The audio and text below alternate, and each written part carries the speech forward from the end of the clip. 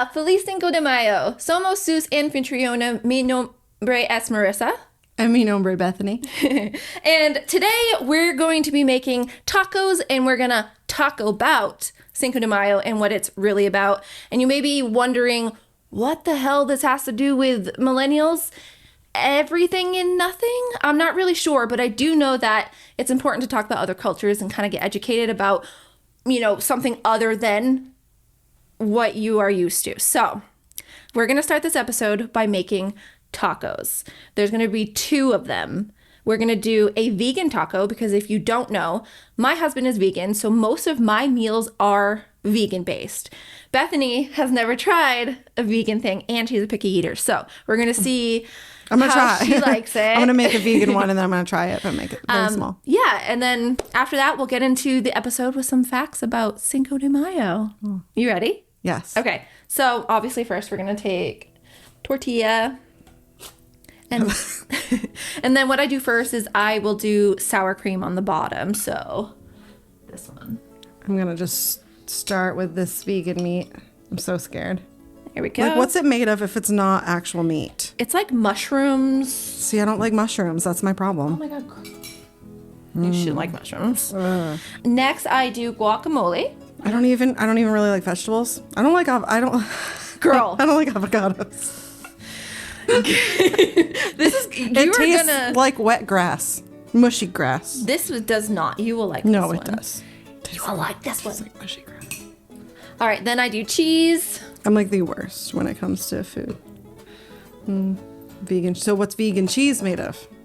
I'm not really sure. I personally don't like vegan cheese. I will make my... So this is vegan cheese? Yes. I will make my taco with regular sour cream and cheese just because I prefer that. I'm not vegan, so... It's like too sweet. Isn't it weird? Try it with the taco, though. It tastes like cheese that has gone bad. Oh my God. Wait till you try the beef, though. I'm excited for you to try this. I don't know about this. It's so good. I'm making it very tiny because Yes, whatever I make it don't tiny. eat, I'm forcing upon my husband. And then after that, I will just put lettuce. And that's pretty much it. You can put anything you really want it. Like if you want salsa, you can put salsa on it. And then you literally just pick it up and eat it like a taco. I'm sure you guys know how to eat tacos. Oh my God. Are you going to be able to get to it? You Yes. Don't worry about it. She's like, no, I plan to eat only the tortilla and not even try anything that's in it. Yes. Okay, what I'll do, I'll make it easier so my first bite will actually have Okay. the veganness. Okay. I'm just going to sit here and watch you. Great. Oh, I'm so scared. Okay. Here we go. I think I need one more piece of this vegan cheese. You like, got your right drink here. nearby? Yes. Okay. Do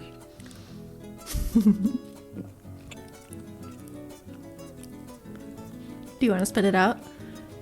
No, but It's not something you eat. What do you think of the beef? I don't know. So the beef we're Like, using... I can taste the taco seasoning a lot. Yeah. Which is like the flavor, I guess. Yeah. I think it's also the texture of it's strange. Yeah, it's in between a mushroom and a steak, like a piece of steak, kind of. Like if you... No, okay. I don't know about that. The steak is Beyond Steak. You can get it at any grocery store. So The if you're- flavor's not terrible. And I think it's because that's of a the, win. because That's of the good. seasoning. There you go. But I don't think I can get over that texture. It's very weird. All right. Well, we're going to take a break. We're going to eat these tacos, and we'll be back with more information about Cinco de Mayo.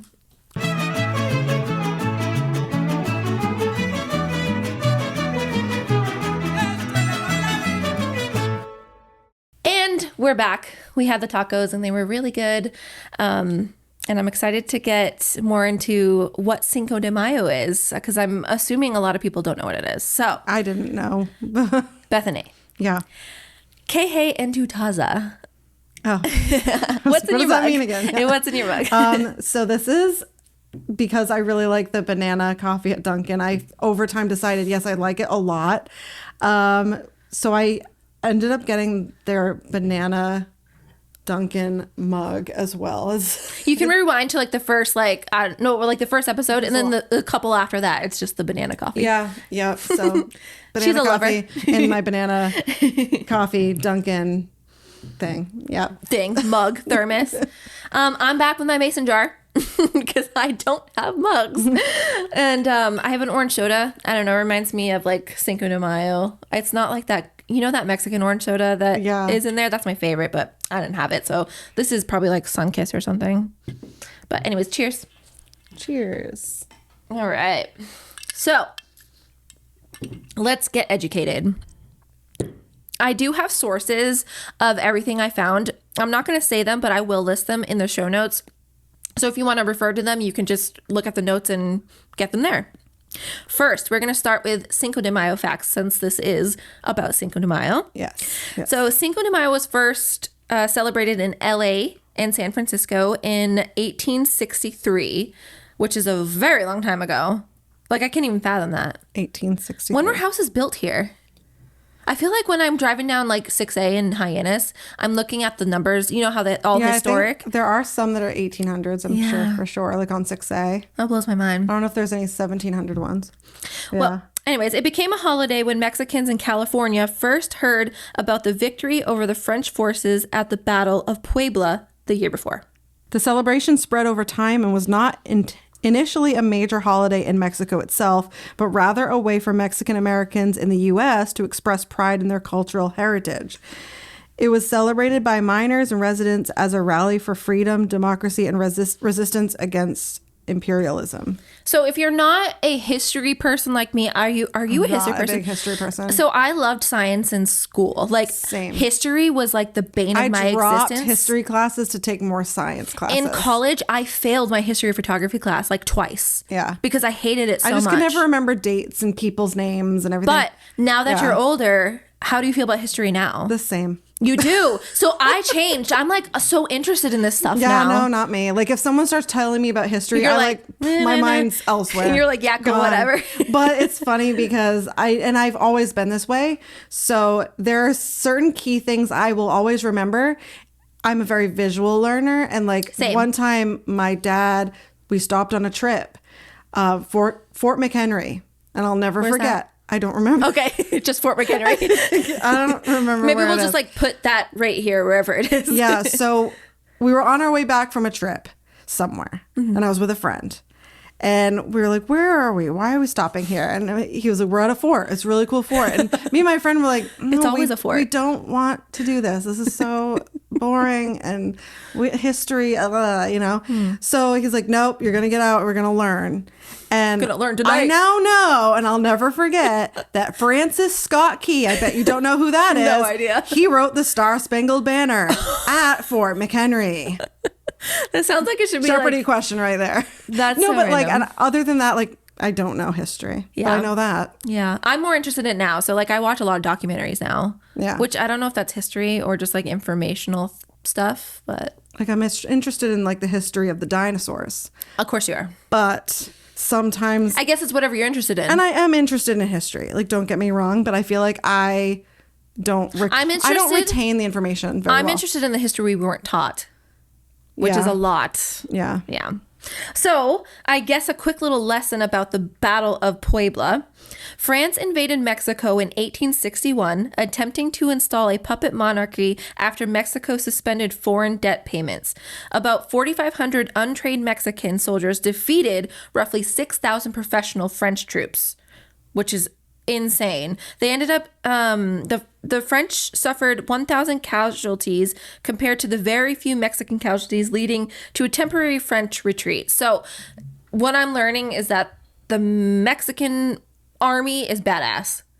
If they were gonna defeat a bunch of people that were trained soldiers, I don't know, I think that's pretty cool. That was pretty cool. And like St. Patrick's Day, America's turned Cinco de Mayo into a huge party filled with drinks and good eats, putting the actual reason for celebrating in kind of on the back seat. Early celebrations included patriotic speeches, parades, and music honoring the unlikely win of an outnumbered Mexican militia over the powerful French army.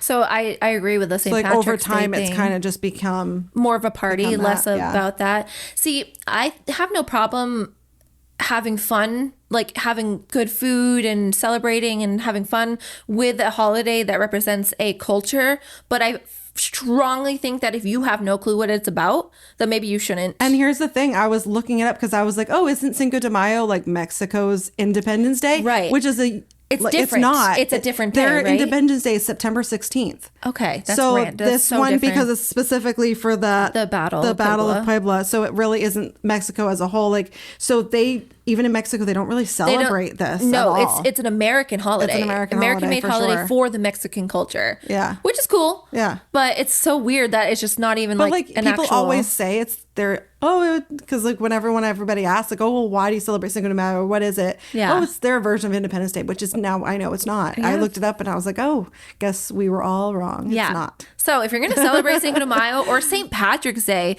you should probably know what you're celebrating. Yeah. We're going to move on to taco facts since we made tacos. Let's talk about it. Let's talk about it. Tacos originated in ancient Mexico with indigenous peoples like the Aztecs using soft corn tortillas filled with ingredients like fish and small insects. Insect taco. I feel like insects was a huge source of protein for... It still is in like every country except for us. Yeah, I don't know. Like if it's I a could do huge that. Could source. you eat a bug? I've eaten many bugs. Would you... Oh, God. Would you eat it again? That's a good question. Like, would a vegan eat a bug? Probably not. Right? I don't think so. Because apparently, so bugs, I guess, are very like sustainable. Yeah. And it's something that a lot of cultures use as like a big source of protein because you can get a lot of protein from. Which is crazy. I wonder how much. I don't know. I Like in a guess it beetle. depends on the Is bug. it 30 grams of protein in a beetle?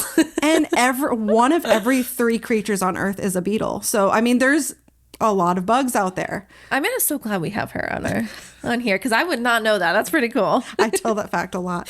But I've eaten many bugs, including in Australia. I ate ants a lot. That's where ants, are they big? There were little tiny ones called green ants. Are they crunchy? But if you eat their like butts specifically, they pop in your mouth and taste like lime. Oh, that. I don't know how to feel about that one. I don't know. Anyways. Moving on. Oh, it's my turn. Yeah.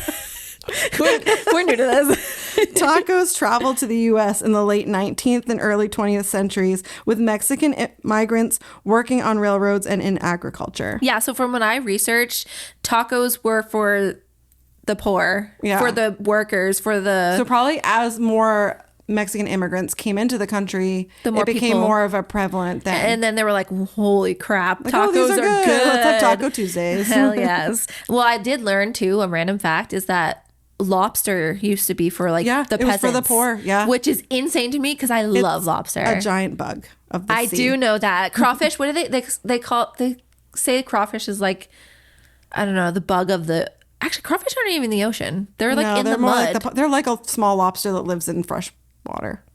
Ugh, my brother-in-law, he lives in Texas, and his front lawn, like part of it is a crawfish like home. But it's like cool. Mud. It's not like really water, but it is water because it's like, but it's not like a stream like you think. And they like dig in the mud. Yeah, there's holes everywhere. That's cool. It's so random.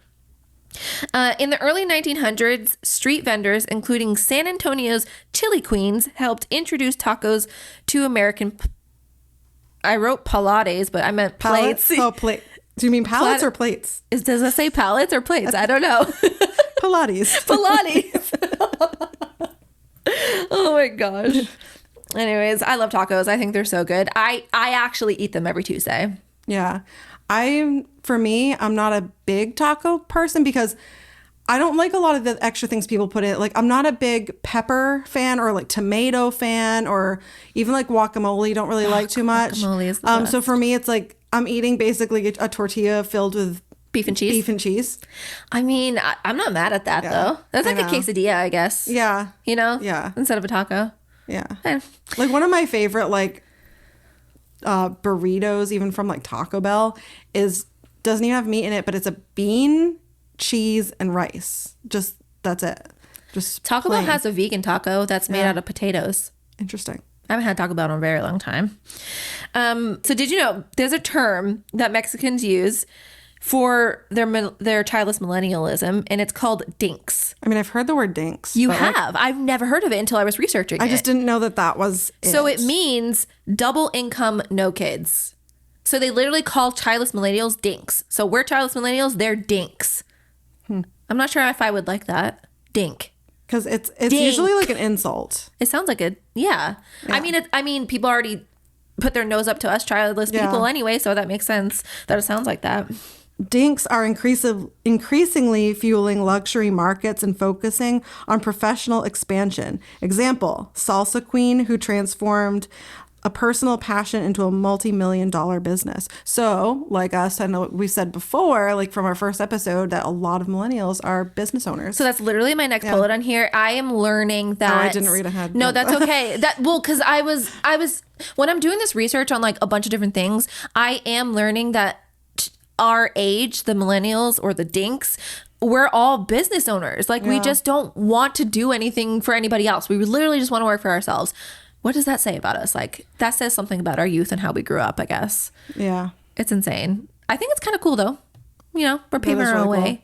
What did I learn? Oh yeah, I just recently learned. I watched that show on Netflix about multi-plastics. What is it called? Oh, the microplastics. Microplastics. Yeah. And you know, we had the episode about fertility and everything, but they're saying the microplastics, which is literally in everything, is a factor into women's infertility because it's down like 40%, like a lot, you know, whether you're choosing it or you just can't get pregnant. But I don't know. That's a weird concept. Crazy. And I just don't think I'm ever going to be able to afford to like, I mean, maybe one day it's going to be a very slow process, but like get plastic out of the house. Yeah. Like I do use organic things like my sponges and like my spatulas, like all that. There's so much that's made of microplastics that we don't even like realize too. So yeah, like inside of your can, it's lined with plastic. Yeah.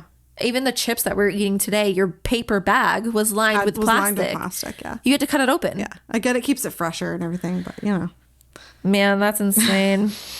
Anyways, that's all I have on facts about Mexican culture, tacos, Cinco de Mayo, anything.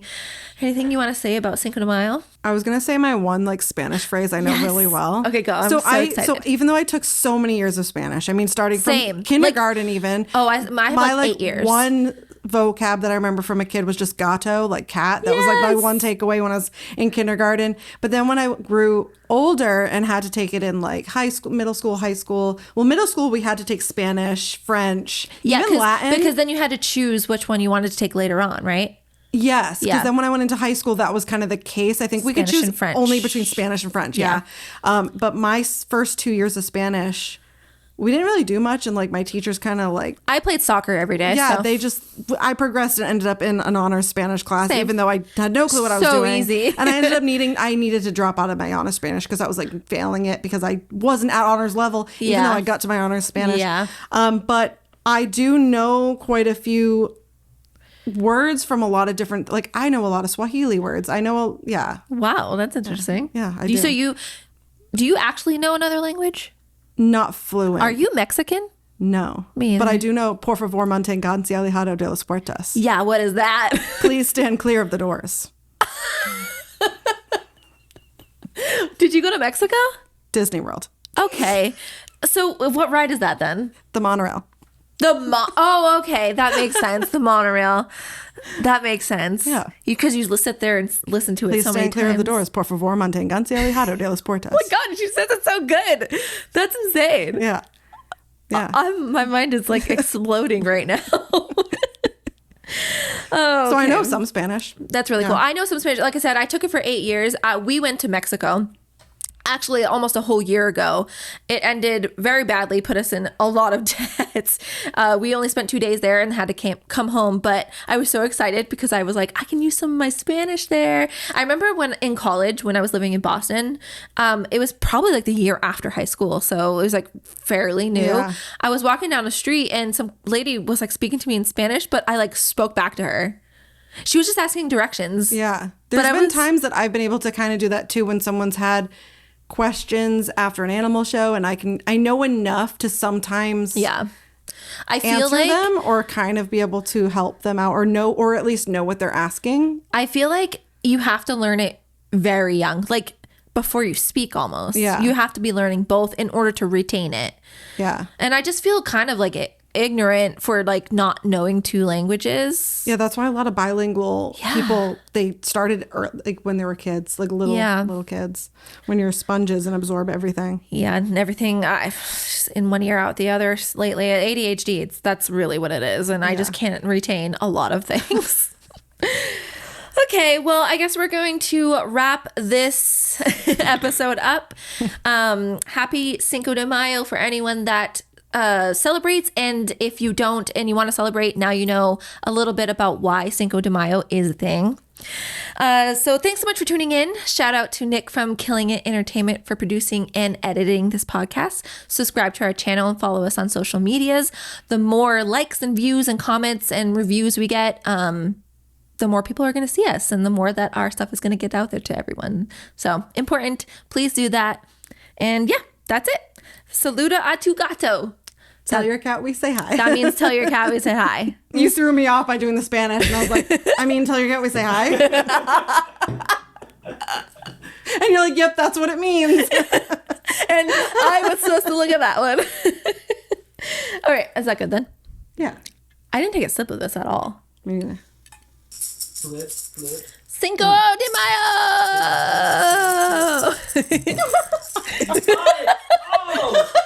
Oh! You saw that go like all around my mouth? Yeah! All right, real children. That was good. Ninja. That was. Were the camera still rolling? So that's a proof.